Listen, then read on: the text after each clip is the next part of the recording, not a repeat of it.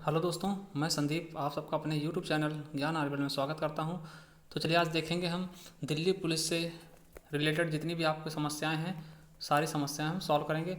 देखिए, दिल्ली पुलिस 2020 जो वैकेंसी आने वाली है, जिसका नोटिफिकेशन जारी हो चुका है, ये जल्द ही आपके सामने आ जाएंगी। तो इसके बारे में बात करेंगे। इसकी क्वालिफिकेशन का होगी, आप को फॉर्म डालने के लिए क्या क्या योग्यताएं आपके पास होनी चाहिए, निगेटिव मार्किंग होगी या नहीं होगी, या फिर कितनी होगी, डॉक्यूमेंट्स क्या क्या चाहिए, specially driving licence, PAN card, इसके बारे में बात करेंगे। सिलेबस क्या होगा, मतलब कितने नंबर के क्वेश्चन आएंगे, कितना समय होगा आपके पास और किस तरीके से होगा, ऑनलाइन होगा ऑफलाइन होगा, एज क्या होनी चाहिए फॉर्म डालने के लिए, पहले फिजिकल होगा या रिटन होगा, फिजिकल होगा तो फिजिकल में क्या क्या होगा, रिटन होगा तो रिटन में कैसे होगा, या फिर फिजिकल कैसा होगा। इस तरीके से हम इसकी सारी चीज़ें जानेंगे। तो चलिए, अगर आप नए हो तो चैनल सब्सक्राइब कर लो, बेल आइकन जरूर प्रेस करो, क्योंकि आने वाले नोटिफिकेशन आपके लिए बहुत ही इंपॉर्टेंट न्यूज़ आप तक आसानी से पहुंच सके। तो चलिए देखते हैं इसके बारे में। तो ये देखिए, दिल्ली पुलिस का एक नोटिफिकेशन टाइप का है, ठीक है। तो देखिए, दिल्ली पुलिस, आपने इसका लोगो देखा होगा, शांति सेवा न्याय, ठीक। ये कांस्टेबल एग्जीक्यूटिव के लिए 2020 के एसओ संख्या 2012 के अनुसार, ठीक। ये देखिए कितने पद हैं, सबसे पहले उसके बारे में देखते हैं। देखिए कुल पद कितने हैं, 5846, पुरुष के 3902 पुरुष के हैं, और महिलाएं कितनी हैं, 1944। देखिए, अब आपको ये दिमाग में आपके क्वेश्चन आ रहा होगा, एज कितनी होनी चाहिए, अगर हम फॉर्म डालते तो एज कितनी होनी चाहिए। तो उसके बारे में देखिए, इसमें साफ साफ लिखा है 21 से 25 साल तक, वो भी किससे, सामान्य वर्ग, जो जनरल कैटेगरी में आते हैं वो 21 से 25 साल के हैं, सॉरी 18 से 25 साल हैं, तभी वो इसमें फॉर्म डाल सकते हैं। कब से कब तक, 18 साल से 25 साल के बीच, ठीक। अगर ओबीसी है तो उसको 3 साल की छूट मिलेगी, यानी 18 से 28 साल तक, ठीक। और अगर एससी एसटी है उनको 5 साल की छूट दी जाती है। तो मतलब अगर एससी एसटी है तो वो कितने साल तक डाल सकता है, 30 साल तक। अगर जनरल है तो वो केवल 25 साल तक। अगर ओबीसी है तो 28 साल तक। मतलब 18, न्यूनतम एज कितनी होनी चाहिए, 18 से, और अधिकतम एज 30 साल। किसके लिए, एससी एसटी के लिए 25 साल केवल जनरल के लिए, ठीक, और 28 साल ओबीसी के लिए, ठीक। समझ में आया होगा। अब देखिए परीक्षा पैटर्न क्या होगा, योग्यता आपकी कम से कम 12वीं होनी चाहिए, आप 12वीं क्लास पास कर चुके हो, ठीक है। अब देखिए परीक्षा पैटर्न कैसा होगा, ऑनलाइन होगा, ठीक। कंप्यूटर आधारित प्रश्न होगा, 100 क्वेश्चन होंगे 100 नंबर के, ठीक। 100 क्वेश्चन होंगे 100 नंबर के, और टाइम कितना होगा, 90 मिनट का। देखिए समझाते हैं। देखिए टोटल 100 क्वेश्चन होंगे, जिसमें से आपके पहले जीके या जीएस होंगे, कितने, 50 क्वेश्चन 50 नंबर के।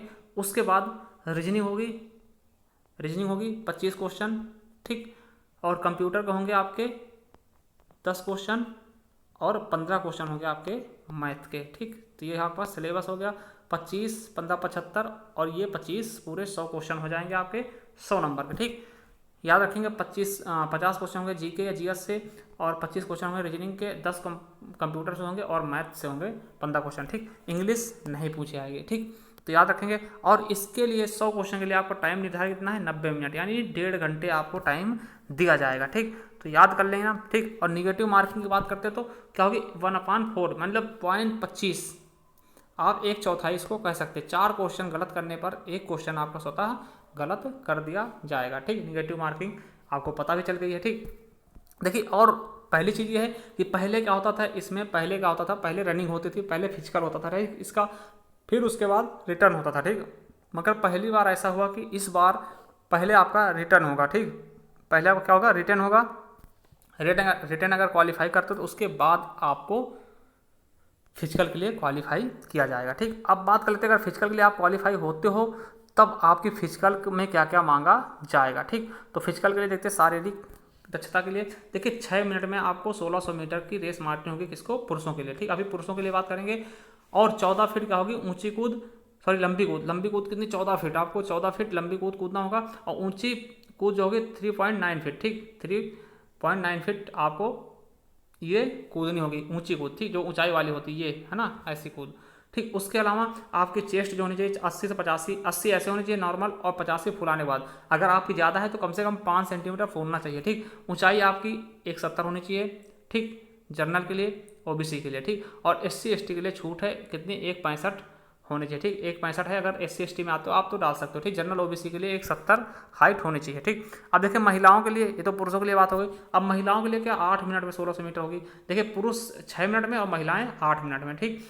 लंबी कूद इनके लिए कितनी होगी, 10 फीट, और ऊंची कूद 3 फीट, ठीक। और इनकी लंबाई कितनी होनी है SC ST के संबंध में 1.55, ठीक। देखिए ऐसे कितनी होनी चाहिए 1.57 होनी चाहिए और SC ST कितनी 1.55, ठीक।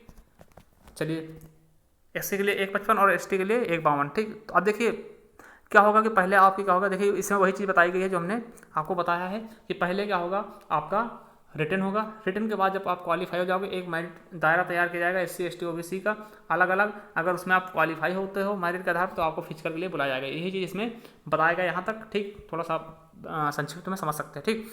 अगली बार जब इसके बाद आप हो जाओगे तो चिकित्सा परीक्षक होगा।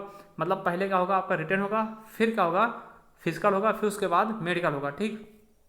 अब मेडिकल में क्या होगा कि जो चयनित अभ्यर्थियों को मानक के अनुसार दिल्ली में चयनित सरकारी अस्पतालों में डॉक्टरों द्वारा चिकित्सीय रूप से जांच की जाएगी। मतलब डॉक्टर द्वारा जांच किया जाएगा, ठीक। जो सरकारी अस्पताल हैं दिल्ली के वहाँ पे, ठीक। और उसके लिए डॉक्यूमेंट की आवश्यकता होगी, क्या क्या 10वीं और 12वीं पास की मार्कशीट होगी जो कि बोर्ड द्वारा क्या होगी प्रमाणित होगी ना, बोर्ड का प्रमाण पत्र होगा। उसके अलावा क्या क्या लगेगा तो पुरुष के लिए ड्राइविंग लाइसेंस, ठीक, पुरुष ड्राइविंग लाइसेंस, जाति प्रमाण पत्र वो भी केंद्र का होना चाहिए, सेंट्रल का, और स्थायी निवास पत्र और आधार कार्ड, ठीक। ये तो आपके जहाँ रह रहे हो वहाँ का होना चाहिए। जैसे आप यूपी से तो यूपी का निवास हो जाएगा, मगर जाति जो होगा वो केंद्र द्वारा होना चाहिए, ठीक। उसके बाद आधार कार्ड होना चाहिए, ठीक, आधार कार्ड। तो ये थे आपकी सारी प्रॉब्लम जो होगी सारी इसमें से आप कन्फ्यूजन से सारी दूर हो चुकी होंगी ना। अब देखिए अगर आप इंग्लिश में जानना चाहते हो तो ये इंग्लिश में भी लिखा हुआ है पूरा, वही चीज़ पूरा है, ठीक। टोटल वैकेंसी है, क्वालिफिकेशन क्या है 12th पास है ना। पैटर्न क्या है कि 100 क्वेश्चन आएंगे, 0.25% क्या होगा निगेटिव मार्किंग होगी, ठीक। 90 मिनट होगा, GK 50 question, 25 question reasoning, 10 computer के और 15 मैथमेटिक्स। तो टोटल 100 क्वेश्चन 90 मिनट के लिए, ठीक। 1.5 घंटे में समय दिया जाएगा, ठीक। फिजिकल क्या होगा 1600 मीटर रेस 6 मिनट में, है ना। और लॉन्ग जंप कितने होगी 14 फीट, 3.9 फीट ऊंची जंप होगी, ठीक। चेस्ट क्या होगी 80-85, हाइट 170 और SC ST के लिए 1.65। फीमेल के लिए 1600 मीटर 8 मिनट में, और लॉन्ग जंप 10 फीट और 3 फीट क्या होगी हाई जंप, और इनकी हाइट 57 होगी 157, और SC ST के लिए 55 और 52 होगी, ठीक। तो ये थी इनकी। और उसी तरह ये भी बताया गया कि आप पास होकर तो अगले चरण के लिए बुलाए जाओगे, ठीक। ये देखिए ड्राइविंग लाइसेंस होना चाहिए, कास्ट सर्टिफिकेट वो सेंट्रल का, और परमानेंट एड्रेस है ना, सही जो प्रमाण पत्र होगा वो, और आधार कार्ड, ठीक। तो ये चीज़ें बताई गई हैं। आई होप आपको समझ में आया होगा, ठीक। ये चीज़ें आपको समझ में आई होंगी। देखिए आपको करना क्या है कि अगर इसी प्रकार की जानकारी आप सबसे पहले पाना चाहते हो तो हमारे चैनल को सब्सक्राइब कर लें और बेल आइकन जरूर प्रेस करें। थैंक यू, धन्यवाद।